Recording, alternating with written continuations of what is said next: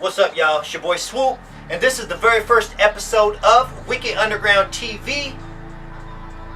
Glad to be here with y'all. WickedUnderground.com is for all your horrorcore needs, all your underground needs. A lot of fresh music, man. Y'all go check it out. Sign up. If you didn't know, the homie Saint Sinna. I say homie because I've known Saint Sinna for years. Biokillers time, back when they was performing, man. I've done shows with Saint Sinna, talked to him for many years, and watched him bubble up as an artist and somebody that's highly respected in the Wicked Underground. He has a brand new single out, y'all. It's called Shadows with the Blind. It's off his new album, The Gut Bucket. Dick to Me? I'm not sure how to say it. I'm not the smartest motherfucker, but you know, it's The Gut Bucket. Dick to Me? But y'all will know about it when it come out, and y'all can learn to say it yourself.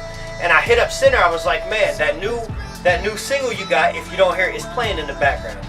So y'all need to go over to SaintSinnaBeats.com and you can pick it up. It's going to be on iTunes and all that. But anyways, I hit this fool up and I was like, tell me a little bit about what you got going on. And he was telling me how the album's a concept album. It's an album that you're going to start at the beginning, and by the time it gets over, you're going to have a story in your head. It's like a growing process of Saint Sinna musically and his whole journey from the start to where he's at now. And it's going to cover everything. Like, you're going to hear this first song and I'm like, okay, this sounds like a Stain song. There's no rapping, it's a singing song. And his whole album is not just like that, but it's covering hip-hop, rock, metal, blues. You know, it's experimental. Everything you could want, everything that you might like, that you might love, is all pushed into this album. And he went on to tell me that this particular song is like not completely a new song. It was started in like 2004, in early 2004, and was later finished up after a guest spot fell through or whatever, and he got tired of waiting. So there you have it, man. Y'all need to get out, hit up SaintSinnaBeats.com and grab the new single, Shadows with the Blind, y'all. Yo, what's up, y'all? Wicked Underground TV, your boy Swoop here. I was talking to my man Menacide today, and let me tell you something, man. When Menacide drops an album, everybody knows it, because this fool he disappeared for a while. He disappeared for a long time, and everybody was like, where's Menacide? Where's the Murder Menace? And then he just came back, and it's crazy, because when he came back, man, he came back with Esham. He came back with the Dayton family. He came back with Insane Loke. He came back with McNasty. This fool came back like strong as you can get. He left on the top, he came back on top. And I got a chance to ask Menacide a few questions. I asked him, I said, can you tell us any kind of old facts or anything like that has to do with the songs you did with the Dayton family? And check it out. This is what he said. When Shoestring did his verse for This Is Murder, I made him redo it one time because of a recording quality issue, so I made him go back to the studio and do it again. The second time, he actually sent me an 8-bar verse, and I ended up chopping it in half and using 4 and duplicating it into 8, because the extra 4 bars that he put on there were really fucking graphic, bro. They were just too much over the top. I told him I wanted that murder shit, but he went way overboard.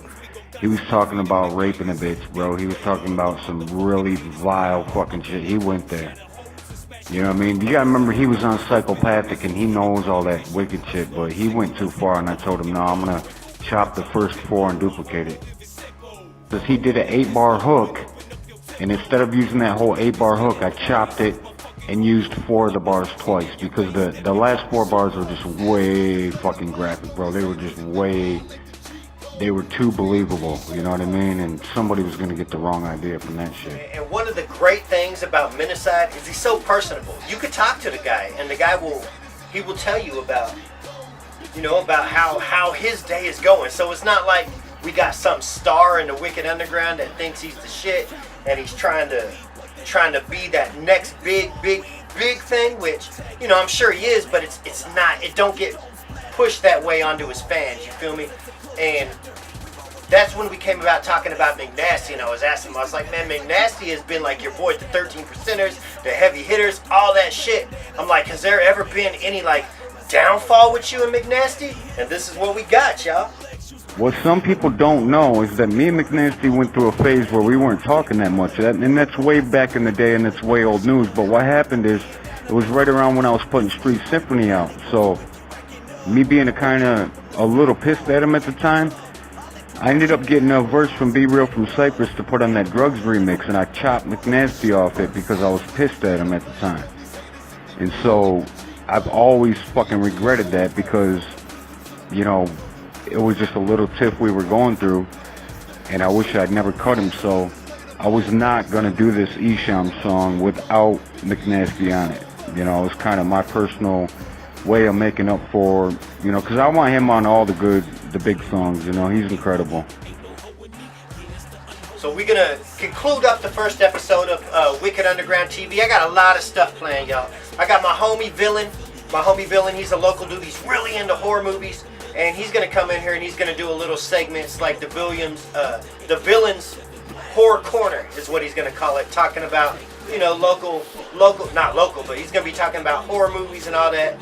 And I got my homie Flame. He's from Flint, Michigan.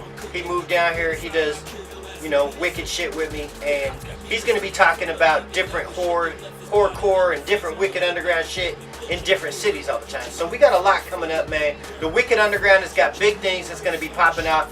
I need y'all to pay attention to my homeboy Bobby Knight, 3SE. He's got the Search for the Sickness. I mean, that goes way back in horrorcore, man. I don't know how many people got beats, how many people that's put on, and how many people that's inspired to do shit, but Search for the Sickness is back. I need you to go on wickedunderground.com, check it out, sign up, download this beat, do your song, and you might be the winner of a 3SE Bobby Knight instrumental package. It's a bundle. There's several beats, enough to do a good EP. So stick with us, Wicked Underground TV. I'll be back next week, y'all. Deuces.